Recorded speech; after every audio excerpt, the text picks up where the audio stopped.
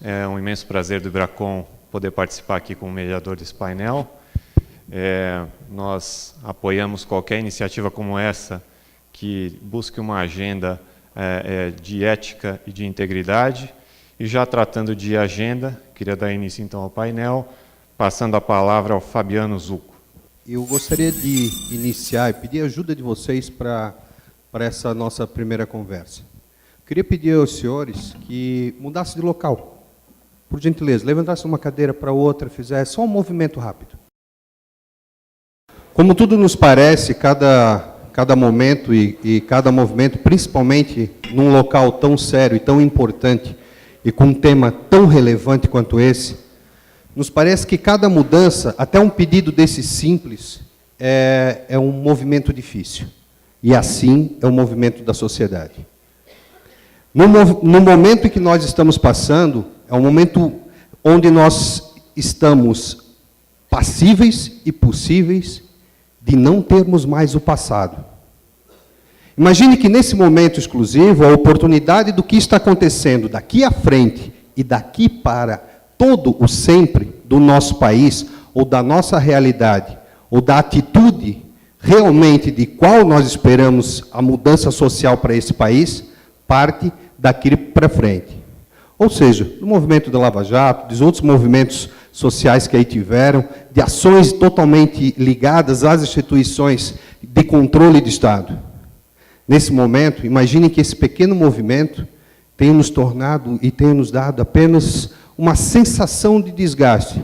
Imagine para uma sociedade que está totalmente cansada, está totalmente exaurida sobre uma conotação muito simples. O governo precisa tomar seus serviços, necessita educação, saúde, de fio a pavio, colete à prova de bala, há um estente, como foi falado aqui. Tudo que nós olhamos ao redor do Estado, ele é tomado de uma conotação também muito simples. Nosso bolso, nossos impostos. Por que não olhar para uma agenda positiva, onde nós possamos tratar e entender que a inteligência por trás de tudo isso talvez seja o grande resultado?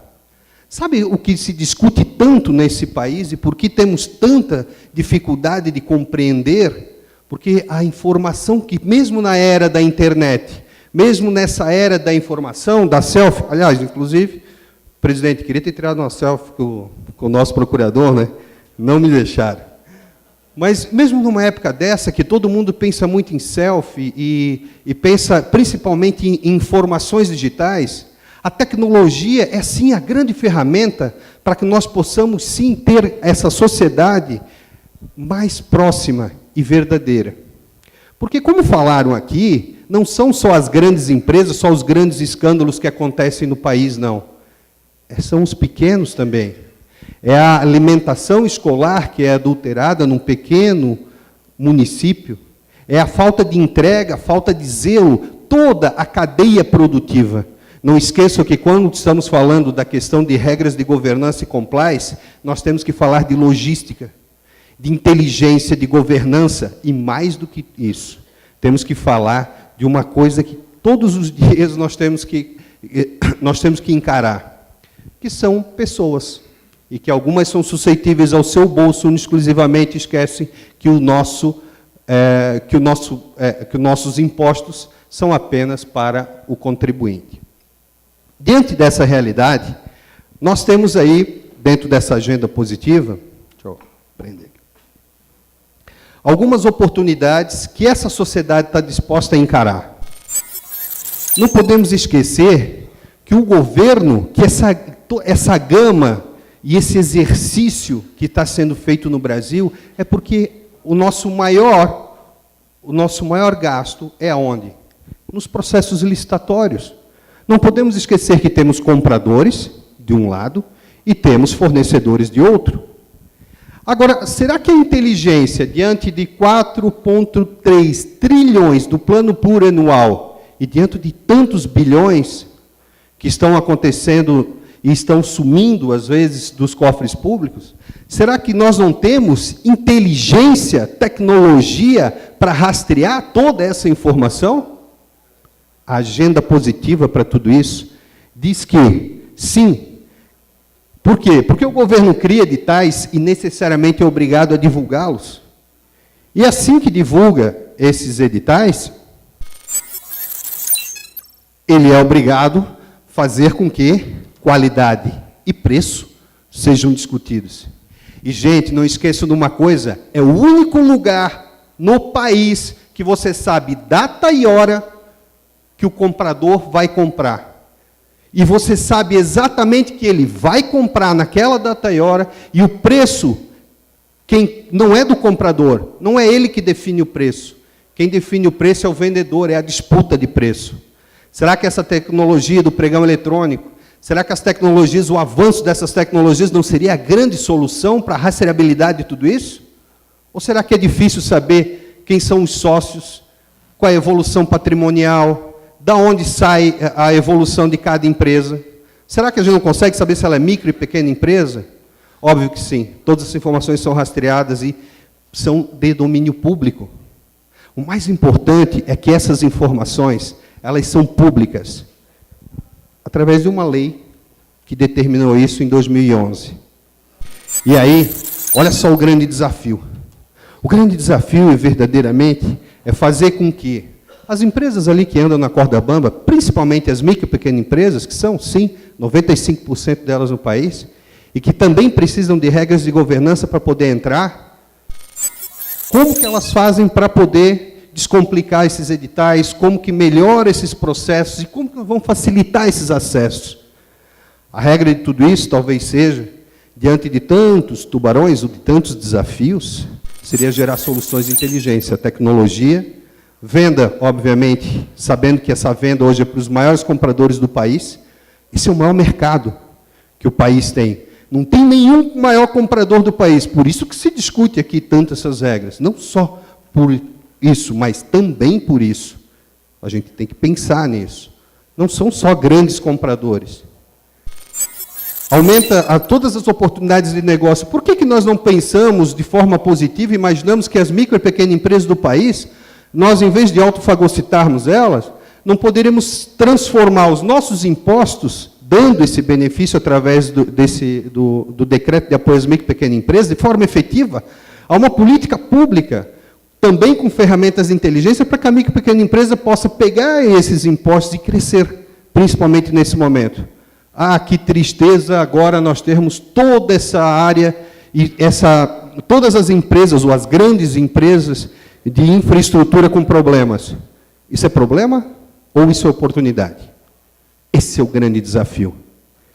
É uma grande oportunidade porque nós somos consultados por várias micros, pequenas e médias empresas dizendo eu quero entrar nesse mercado, porque agora me parece que ele é sério. Mas nós temos que ter uma agenda efetivamente clara, onde a gente tenha inteligência competitiva, dar condição para que todos saibam, sim, que preço que pratica. Por que todos não podem? Agora vocês podem. Através do Observatório Social, baixem um aplicativo, vocês podem ver preço praticado por todas as licitações no país. Está ali, na mão de vocês. E todas as oportunidades que acontecem no país também, através pelo Observatório. Essa agenda positiva traz inteligência e aplica, sim, uma gestão transparente. Não é só internamente, não. É transparência de sociedade, é transparência verdadeira, é uma transparência onde nós possamos realmente encarar e dizer, nós temos ferramentas. Por que, obviamente, o doutor Dallagnol passa tanto trabalho, tanta informação para ter que buscar as informações? Porque estão todas elas, todas essas informações são públicas, estão lá. Muitas vezes porque a cadeia, como toda de produtiva, às vezes não tem interesse que essa informação chegue. Agora, esse é o nosso desafio. Esse é o desafio, acredito, do Observatório Social. Bom, as soluções que nós imaginamos para o próprio governo é o quê? É aplicar uma gestão transparente, melhorar o uso dos gastos públicos e receber, obviamente, todo um suporte personalizado de apoio, para se dar apoio para essas instituições. Tem que ter um observatório que possa ser forte, ser coeso, e por isso que nós acreditamos tanto nessa instituição. Solução prática, o que nós imaginamos? Para encerrar, solução prática é entregar uma ferramenta simples, gente. Qual a preocupação dos compradores no país? Sabe o que é? Ele tem que pegar o telefone, gente, para ligar para o vendedor, para poder pegar cotações. Ele não consegue saber o básico disso. Essa é a realidade do nosso país. Não estamos falando só a realidade nacional, mas de todas as prefeituras. Vamos falar só do Paraná. Várias delas têm essa dificuldade, vários compradores têm essa dificuldade. E outra questão fundamental, qualificarmos os fornecedores. A política pública só passa a ter aplicação no momento que nós tivermos ferramentas e tecnologia que façam com que essas lacunas sejam encurtadas. Esse é o único caminho, sobre o nosso ponto de vista. E nós acreditamos que, através disso, e principalmente quando nós falamos da maioria das empresas, são das micro e pequenas empresas, vocês imaginam, por que nós não temos um Banco Nacional de Dados de Micro e Pequenas Empresas? Nós temos um Banco Nacional de Empresas Inidôneas, mas não temos um Banco Nacional de Micro e Pequenas Empresas qualificadas para todo esse trabalho. Existe, sim, um trabalho todo feito pelo SEBRAE, que, aliás, é excepcional. Mas precisamos avançar mais ainda. Para concluir, no processo de entendimento com os senhores, é dizer que, da nossa parte, como agenda positiva, nós imaginamos que usar tecnologia, principalmente inteligência competitiva, de forma eficiente, e regras bem definidas e sistematizadas, que é isso que, enfim, a gente vivencia isso há muitos anos, faz com que nós possamos tornar, assim, um país muito melhor e de uma forma mais efetiva. Esse nosso painel, sobre o meu entendimento, o meu entendimento, era que nós apresentaríamos de uma forma clara o que nós imaginaríamos de positivo para o país daqui para frente. Volto a frisar aos senhores, tenho certeza que depois desse advento, espero que depois de quarta-feira, talvez, esse advento e do nosso evento, nós tenhamos ainda muito mais para poder apresentar a todos os senhores. Como cidadão, gostaria de dizer o quão honrado eu estou em poder dirigir a palavra a todos os senhores. E dizer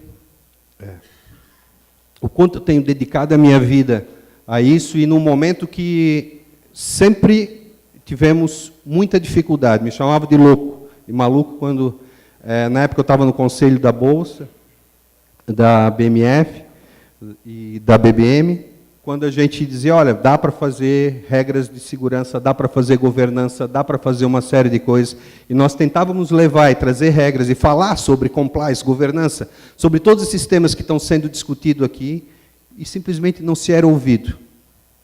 Nesse momento, ver todos os senhores reunidos aqui em prol da melhoria desse país, nos faz acreditar muito mais. E pode ter certeza, presidente Inê, vai poder contar muito com todo o nosso apoio. Obrigado. Muito obrigado, doutor Fabiano. Eu agradeço. Convido agora Jairon Martins da Silva para a sua explanação, por favor. Eu gosto de sempre começar a mostrar esse slide, que é a razão de ser de qualquer organização, a razão de ser de qualquer empreendimento, que é, na realidade, transformar recursos em valor para a sociedade. E é exatamente esse é o papel de cada instituição, de cada organização. Se ela não conseguir fazer isso, ela não precisa existir. É assim, muito simples. Ali vocês podem ver que a entrega, nós temos os 3 primeiros, econômicas, sociais e ambientais, é o tripé da sustentabilidade.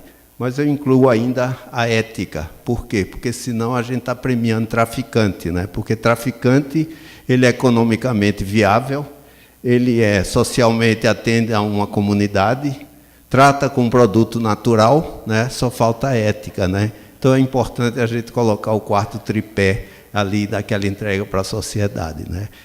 E ontem eu estava preparando essa apresentação, anteontem, e aí minha mulher perguntou, isso se aplica a eleições? Eu digo, se aplica, é uma instituição.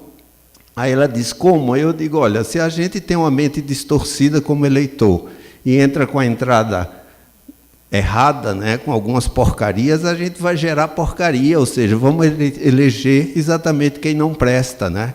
Então, como diz na minha terra, vamos ver se a gente usa dos melhores conceitos para eleger cabras que prestem nas próximas eleições, né? Então, eu gostaria de mostrar exatamente isso com relação às organizações.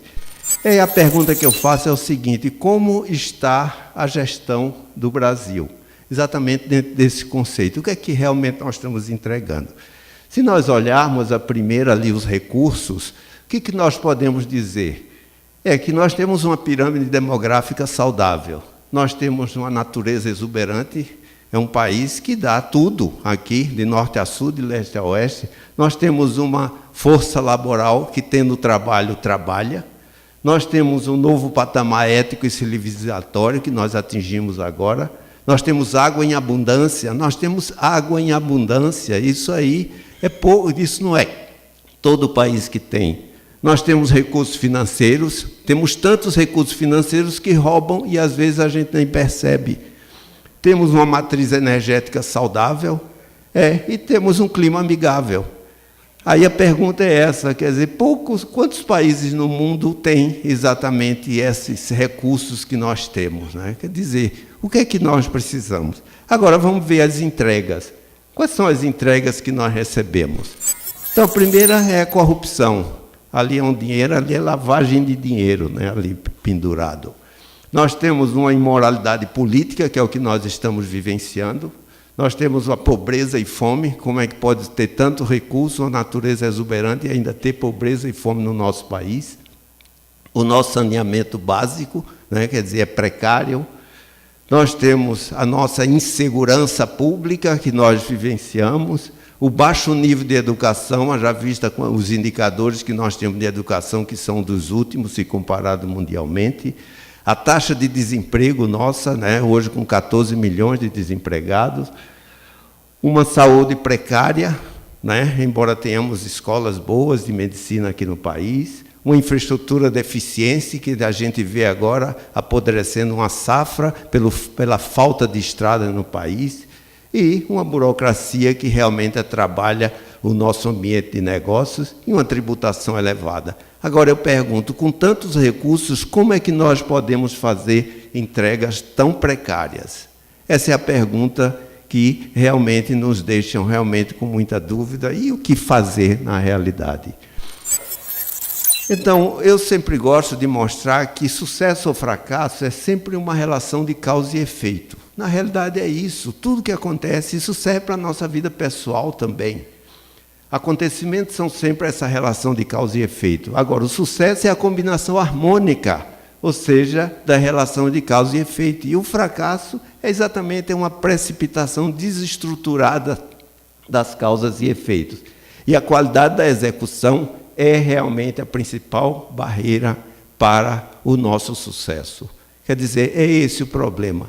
Ou seja, a boa notícia é que o diagnóstico está muito claro do que está acontecendo com o Brasil. Nós temos ferramentas que podem detectar. O problema é exatamente a atitude. Qual é a atitude que nós estamos tomando com relação a isso? E se a gente levar para a crise brasileira, qual é a sequência das nossas crises? É o diagnóstico realmente de uma grande tragédia. Tudo começou realmente com a crise política. Ou seja, o baixo nível dos políticos, das pessoas que nós elegemos, esse anacronismo que nós temos vivenciado na nossa política, os interesses pessoais e esse poder, esse projeto de poder, não é, que nós vivenciamos. Aí isso gerou uma crise gerencial. Por quê? Incompetência gerencial. Não adianta você botar um Ministério de Minas e Energia e botar um cara que não sabe acender um abajur. Coloca no Ministério do Trabalho um cara que nunca trabalhou na vida. Tem sentido isso? Então, quer dizer, é isso que está acontecendo no nosso país, essa visão paroquial. Tem sentido um deputado federal, um senador, ir no final de semana para a sua paróquia? Seu trabalho é Brasília, fica lá em Brasília. Eu acho que esse é o ponto, né? Agora a gente ainda tem essa visão paroquial, anacrônica do político, né? O oportunismo e esse loteamento de cargo. Apesar da lei da responsabilidade das estatais, o governo ainda está insistindo em lotear cargo e botar gente que não entende nos assuntos para tocar ministérios, secretarias e empresas. Esse é um problema sério no nosso país. E tudo isso, crise política gerou crise gerencial e isso gerou uma crise de ética. E a moeda é o quê? Corrupção, delinquência, a conivência empresarial, que os nossos empresários foram coniventes, né? essa conveniência, quer dizer, se todos fazem assim, chamem a polícia. Por que não chamar a polícia? Eu acho que esse é o ponto que nós temos que olhar. Aí depois isso tudo gerou uma crise econômica. O custo Brasil, essa máquina estatal, a farra dos gastos, que é o que nós estamos vendo, e essa tributação que deteriora qualquer ambiente de negócio. E isso gerou o quê? Uma crise social. A baixa educação, a saúde precária, o desemprego, a criminalidade. E as vítimas somos nós, que ainda tiramos selfies com esses cabras safados que tem por aí e ainda os elegemos de novo. Eu acho que esse é o problema. Nós temos a nossa culpa no cartório. Ou seja, voltando ao tema das causas e efeitos, né, o que é que nós podemos dizer? Que temos que reconhecer que a crise é doméstica, ela foi criada aqui no Brasil, essa crise foi criada aqui. Não foram os problemas internacionais que fizeram o Brasil chegar ao fundo do poço quando nós chegamos. Porque o cenário internacional é igual para todos. Por que Singapura se dá bem? Por que a Alemanha se dá bem? O cenário internacional é o mesmo, não adianta a gente culpar o cenário internacional. Ou seja, é igual. Por que aqui nós nos demos mal?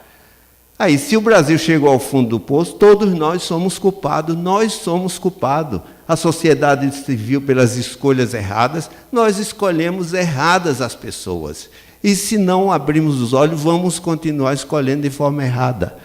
Os empresários, pelo conformismo e pela conivência, eu acho que os empresários tiveram culpa também, e os governos e políticos pela incapacidade de gestão e irresponsabilidade. Eu acho que é essa a causa da nossa crise. O estado a que chegamos é o resultado de uma grande crise de liderança e ética que nós estamos vivenciando. Outro ponto, melhorar as práticas de gestão sempre leva um país a um PIB melhor. E as boas práticas de gestão não precisam ser reinventadas, elas estão aí à disposição, é uma questão de atitude, é uma questão de querer fazer. Então, o que fazer? Na realidade, o problema não é o problema em si só, é a nossa atitude. É preciso que nós, brasileiros, tomemos uma atitude agora, imediatamente. Vamos sair daqui pessoas diferentes depois de todo esse debate que nós estamos tendo aqui. Então, é importante sairmos conscientizados de que temos que fazer alguma coisa. Então, por que a FNQ está aqui e por que nós queremos apresentar uma agenda positiva? Porque a nossa causa, que vocês percebem ali no centro, é inspirar, mobilizar, capacitar e orientar as organizações para que busquem continuamente a excelência por meio da melhoria da sua gestão. E é possível, porque as ferramentas estão aí. E essa melhoria da gestão, isso serve para uma empresa pública, para uma empresa privada, com sem fim lucrativo, de qualquer porte, setor e natureza. Então, essa é a nossa causa.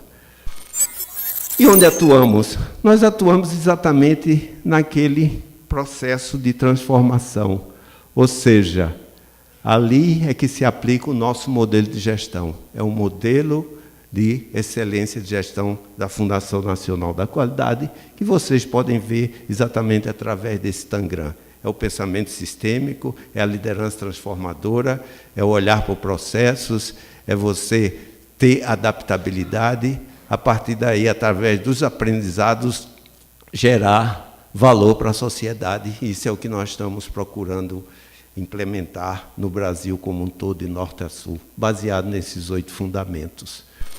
E a agenda da FNQ, para que nós começamos em 2016, e também estamos dando continuidade de 2017 para a ética, a primeira coisa é o nosso direcionamento estratégico 2016-2020. É desenvolvimento do país com ética e sustentabilidade. Isso está claro no nosso planejamento estratégico. E depois, com o objetivo de resgatar a confiança interna e externa no país.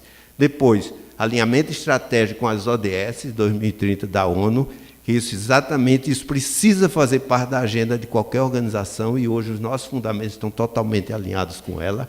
O lançamento do modelo 21, ou seja, da 21ª edição com relevância em ética e integridade, a criação do núcleo de estudo de governança e ética, que nós estamos hoje discutindo exatamente com esse objetivo, cursos e palestras de gestão de riscos e integridade, o nosso congresso desse ano, que vai se realizar em junho, exatamente com o tema governança, ética e transparência, melhor de gestão, o Prêmio Nacional da Qualidade, e hoje nós estamos com um novo conceito e vamos chamar o Prêmio de Melhores de Gestão, com esse objetivo de reconhecer empresas públicas e privadas que tenham boa agenda no tema da ética e da gestão. Estamos hoje discutindo com o CGU, o Ministério do Planejamento, o SICOMV e o GESPúblico, exatamente para que na área pública seja adotada também o modelo de excelência de gestão.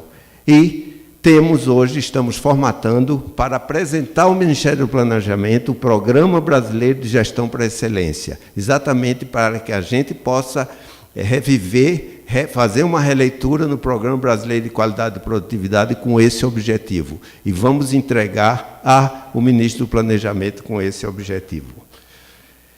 E já chegando a um final, eu gostaria de deixar muito claro isso, porque sem trabalho é que eu gero resultado. A não ser que eu tenha muitos amigos, né, que me dê tudo de presente, mas isso não foi o meu caso ainda, né? Então, você precisa trabalhar para ter resultado. E resultado estabelece uma reputação. Você ganha reputação pelo resultado que você gera. E se você tem uma boa reputação, você atrai relacionamento. Por que é que nós precisamos, né, de estar de bem com as cadeias internacionais produtivas, né? É exatamente isso. Com o nosso trabalho, vamos gerar reputação para que os países se relacionem conosco. E esse tripé é que gera confiança. Esse tripé é exatamente que gera confiança. E nós seremos sempre do tamanho da confiança que a gente transmite. Pensem nisso, porque, olha, é mais fácil você construir uma confiança do que você recuperar. Recuperar vai levar muito tempo. E já para encerrar, eu gostaria de deixar essa mensagem. O Brasil é a nossa tarefa, é o nosso trabalho, a nossa postura, a nossa ética como pessoa física, como cidadão, participando de empresas que vai fazer com que o Brasil mude. Então, não vamos esquecer, eu queria deixar clara essa mensagem, que esta tarefa de melhorar o país é nossa. Nós, brasileiros, é que vamos poder fazer essa transformação que o Brasil está precisando. Tá? Muito obrigado. Muito obrigado, Jairo. Queria agora convidar Maricelma Rodrigues Santana para a sua apresentação. Eu vou falar sobre a ISO 37001, é uma norma nova, internacional. Alguns talvez já conheçam, eu participei da apresentação no Pacto Global da ONU, lá em São Paulo, com o Reinaldo Gotto, também quero agradecê-lo e agradecer também ao presidente Ney. Temos uma... Deixa eu ver como é que funciona isso aqui. Qual que é o botão que eu aperto? Por favor, esse. Deixa eu ver. Funcionou. Temos uma agenda, parece que é longa, mas não é, vou falar rápido, ok?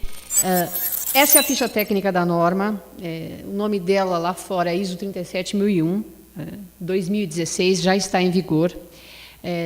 Lá fora foi publicada em 13 de outubro de 2016, aqui no Brasil foi em 6 de março de 2017. O nome é Anti-Bribery Management Systems, Requirement with Guidance for Use, em inglês, a norma original. Em português, foi traduzido como Sistemas de Gestão Anti-Suborno, Requisitos com Orientações de Uso. Os destinatários dessa norma: pequenas, médias e grandes organizações, em todos os setores, incluindo público, privado e sem fins lucrativos. Ok? Tipo de norma: é uma norma guia de adesão voluntária. Futuramente, ela poderá ser alvo de certificação. O que significa isso? Por enquanto, ela é uma norma guia. Então, implementa o sistema quem tem interesse. Pode implementar o sistema e não necessariamente ser certificado. A certificação não é algo exigido. Quem vai ditar se no futuro essa norma será certificável ou não? O mercado. Assim como já existem outras normas. Tenho aqui pessoas que trabalham na qualidade, temos engenheiros também que trabalham na área de compliance. A ISO 9001, 9000, 14000, 19600, são várias. O mercado dita se quer ou não que a empresa seja certificada. Então, o que pode acontecer no futuro é que o próprio governo ou o próprio mercado, mesmo de empresas privadas, solicitem para um prestador de serviço ou um fornecedor a certificação de um sistema antissuborno. Por que isso? Isso gera segurança jurídica para quem contrata. Ok? Vamos falar um pouquinho sobre o histórico da ISO, que eu achei bem interessante como advogada. Eu gosto de pesquisar sobre história. Nunca tinha participado de nenhum comitê da ABNT e a representação da ISO aqui no Brasil é feita por essa instituição. Então, eu fui pesquisar. A ISO é uma organização privada, sem fins lucrativos, que começou em 1946, o que foi uma surpresa para mim, porque eu não sabia que ela já era assim, uma senhorinha, né? Já é uma senhora de certa idade. São 25 países, né, participantes, delegados, eles reuniram-se em 1946, eram engenheiros civis em Londres. Eles decidiram criar essa nova organização internacional para facilitar a coordenação internacional e unificação dos padrões industriais. Então, ela começou eminentemente como uma organização técnica, não é? O início efetivo das operações foi em 23 de fevereiro de 1947, em Geneve, na Suíça. Publicação de normas internacionais voluntárias. E aí, o que eu achei interessante também é o nome. De onde surgiu esse nome? ISO, International Organization for Standardization. Ela teria diferentes siglas nos diferentes idiomas. Então, resolveu-se usar essa terminologia. ISO, porque deriva-se do grego, que significa igual. E eu achei isso muito interessante. Então, a ISO, a premissa da ISO, quando ela surgiu em 1946, era relacionada à indústria e a processos industriais. E o que ela queria era, seja qual for o país, seja qual for a língua, estamos todos ISO, somos todos iguais. E é com essa premissa que a ISO também resolveu elaborar uma norma anticorrupção.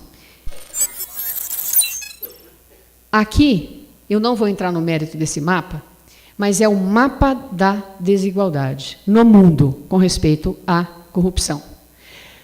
Tudo que está em vermelho, ou que pende para o vermelho, o abóbora, sabe, o que está mais vermelho, significa que existe um alto índice de corrupção. Então, nós podemos ver que, se olharmos para o mundo de uma maneira geral, o mundo inteiro é corrupto, em menor ou maior grau. E não pensem que o que está em amarelo não tem corrupção. Tem também, mas o nível de transparência é um pouco melhor, a honestidade é um pouco melhor, os procedimentos são melhores e as leis elas são mais efetivas do que as nossas. Então, nós teremos uma pessoa aqui da Transparência Internacional, que é Transparency International, que pode explicar melhor sobre isso.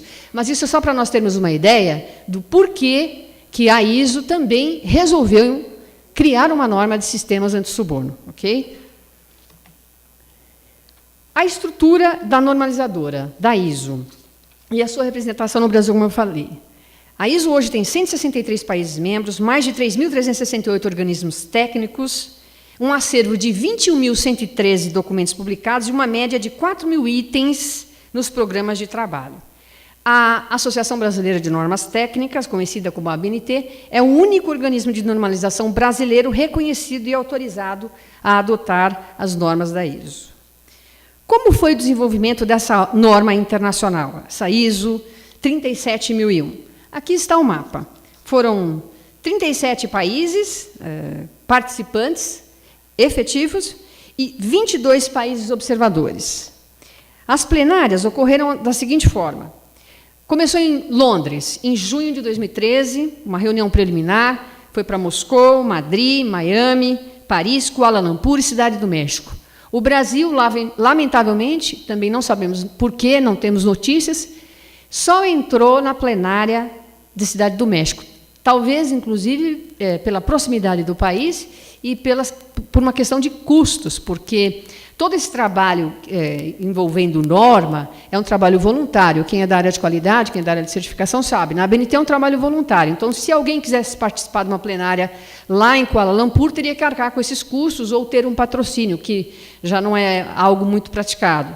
Então, o Brasil teve 3 representantes, delegados, que foram até o México participar da plenária. Como foi essa última plenária? Então, o ISO diz que era, até então, um draft, né, que é um rascunho da norma, recebeu cerca de 600 comentários. Então, todo esse período, todas as pessoas pegavam esse rascunho, eles analisavam, então recebeu 600 comentários que foi apresentado pelos national bodies, né, ou pelas organizações que participavam daquele evento. 65 especialistas, pessoas que eram experts, dos 37 países participaram dessa reunião. Então, nesse estágio, ela já estava quase finalizada já para a publicação, e aí 91% dos países membros, eles aprovaram o projeto ISO, aquele rascunho que foi preparado.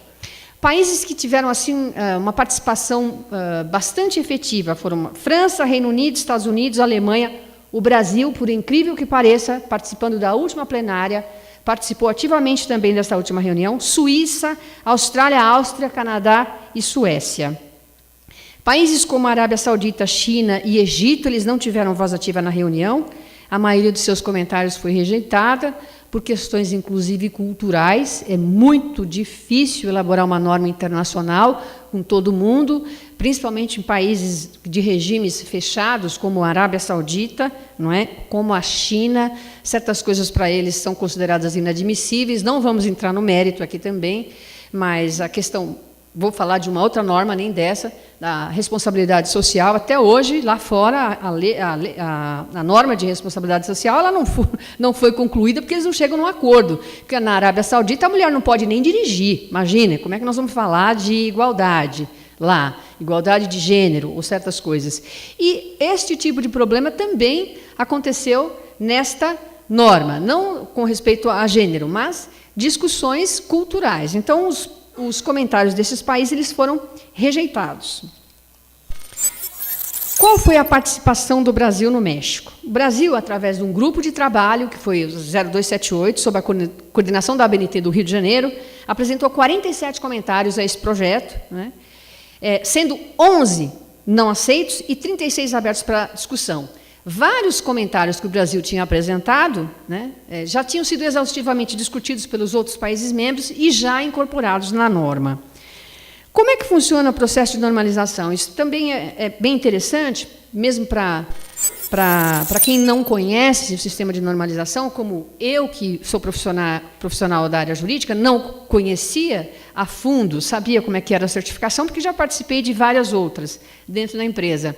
Mas funciona da seguinte forma: tem uma demanda, existe o desenvolvimento do projeto, vai para a consulta nacional, 30 dias, análise dos comentários, está ok, tudo bem, não está ok, volta para o comitê e decide se aqueles comentários serão aceitos, incorporados ou não, e qual é a justificativa para aqueles comentários ou para aquela norma. O desenvolvimento dos trabalhos no Brasil, isso foi feito da seguinte forma: foi instalada uma comissão de estudo especial, né, que é a 278, em 5 de setembro de 2016, com 167 participantes. Foi uma surpresa até para o presidente da ABNT. Ele disse que nunca tinha visto tanta gente na ABNT do Rio de Janeiro e em São Paulo. Foram 2 locais, porque em São Paulo nós fizemos por videoconferência. Voluntariamente, esse GT, que foi até ao México, apresentou uma sugestão de tradução livre para esse grupo, né, para apreciação dessa comissão. Aí nós formamos um grupo de tradução. Então, foram 20 participantes. Então, desses 167, que era a comissão, 20 pessoas se comprometeram a trabalhar na tradução dessa norma. E eu fui relatora desse grupo, não é? E fui nomeada também como coordenadora. Como é que foi feito esse trabalho? Nós recebemos 613 comentários, né, da tradução que nós elaboramos, dessas 167 pessoas. Então, foi um total de 148 páginas só de comentários, né? Foram 4 reuniões para análise dos comentários, a média de 7 pessoas participando. O que é interessante, gente, é que essa norma é uma norma espelho da norma em inglês. Nós não fizemos adaptações e nós não incluímos legislação na norma, porque ela é uma norma internacional, global. Então, ela serve para todos os países. Algumas peculiaridades de diferença, elas estão determinadas na lei local. E isso foi especificado na norma. Então, por que nós recebemos tantos comentários? Porque tinha uma participação enorme de advogados. E o advogado queria mudar tudo da norma, né? Então, até explicar para o advogado que ele não podia mudar a norma, quem é da área de qualidade sabe como é que funciona, não podia mudar a norma, que eu não podia incluir a lei, que eu não podia dizer assuntos que eram relacionados só às questões internas do Brasil, demorou um tempo. Mas, felizmente, nós chegamos num consenso e foi um trabalho bem gratificante. Eu e os meus papéis aqui, eu tenho mania de papel também. Tivemos algumas premissas para a tradução e análise dos comentários, né? Então, como disse, a tradução da norma para o português foi realizada na íntegra, por não se tratar de elaboração de norma brasileira. O que pode acontecer, se tiver algum grupo interessado na elaboração de uma norma brasileira e apresentar o projeto para a ABNT, vai obedecer aquele fluxo de demanda e o projeto, e pode ser que essa norma seja até publicada, né? Nós adotamos ainda, como premissa para a tradução, o princípio do vice-versa. O que é isso? Independente, nós traduzimos do português para o inglês e do inglês para o português, tem que ter o mesmo significado. Então, mesmo nós que somos da classe jurídica, muitos aqui devem ser advogados, nós gostamos de um vocabulário, às vezes, mais rebuscado, um vocabulário que, às vezes, as pessoas não entendem. Não. O pessoal de normalização procura elaborar a norma de uma maneira que a norma seja entendida por qualquer pessoa. Não é um documento para profissionais da área jurídica. É um documento para qualquer pessoa. Tanto que ela pode ser utilizada para pequenas, médias e grandes empresas, né? Nós não excluímos trechos da norma original, não incluímos trechos na norma, e tem um detalhe que é super importante. A lei se sobrepõe à norma, sempre, não é? Naquela pirâmide de Kelsen, nós temos lá em cima a Constituição Federal, pirâmide de Kelsen é a que nós usamos no direito. A Constituição Federal, as leis, e depois nós temos normas e regulamentos. A norma, ela nunca se sobrepõe à lei. Mas a lei não foi incorporada a essa norma. Por isso que é importante trabalhar com os dois. Como nós fizemos a tradução? Deixa eu ver, premissas. Não, volta. Algumas palavras elas foram mantidas em inglês, porque já estava definido em algum outro comitê ou alguma outra norma, né? Razões diversas. Um exemplo, palavras em inglês que já eram de conhecimento amplo, já recepcionada na mídia, o vocabulário brasileiro. Compliance é uma delas. Nós falamos de compliance. Compliance, às vezes, está sendo traduzido como integridade. Compliance não é integridade, em inglês. Se aplicarmos o princípio do vice-versa, não é. Mas nós deixamos essa palavra compliance porque é de entendimento de todos. Isso foi um alinhamento que nós fizemos com o pessoal da ABNT, porque algumas outras normas, como a 19.600 e 31.000, já adotavam estas palavras. Os comentários editoriais, revisões ortográficas, foram deixados a cargo da equipe dos revisores mesmo da ABNT, nós não nos preocupamos com isso, né? Nós temos aqui agora um slide que fala sobre o consenso do GT, né? A norma original, ela tem alguns termos como shall, should, may ou can, more than a law, or more than a high risk of bribery. Então, causou uma certa confusão o shall, o should, may ou can, que para nós é praticamente tudo a mesma coisa, não é? Nós entramos também num consenso e definimos que shall seria um requisito, né, que a tradução é deve. Should é uma recomendação, então, convém que. May ou can é indicação de permissão ou possibilidade ou capacidade, que significa pode. Isso é muito importante, se vocês tiverem a oportunidade de ler a norma, de se ater a esses detalhes da norma. Porque, se for um requisito, a empresa deve implementar. Ok? Temos também, como um consenso do GNT, termos e definições. Agente público. Agente público, existe uma variação muito grande. Agente público, nós definimos o que está na legislação. Alta direção. A norma em si, a estrutura da norma é como qualquer outra. Qual que é a diferença dessa norma? E depois, se vocês quiserem o conteúdo da norma, que eu não vou entrar no mérito, a diferença é que essa norma ela tem requisitos e orientações. Ok?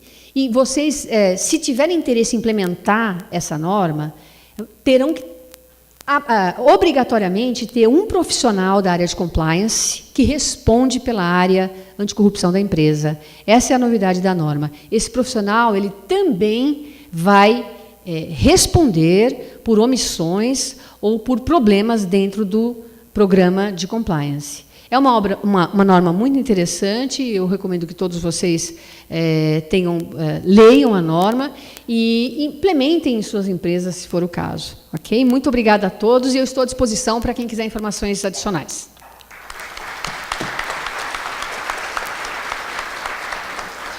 Eu só gostaria de finalizar aqui com um aspecto interessante que, para nós mudarmos o Brasil, nós precisamos mudar a nossa cultura, a sociedade e a forma de nós fazermos negócios.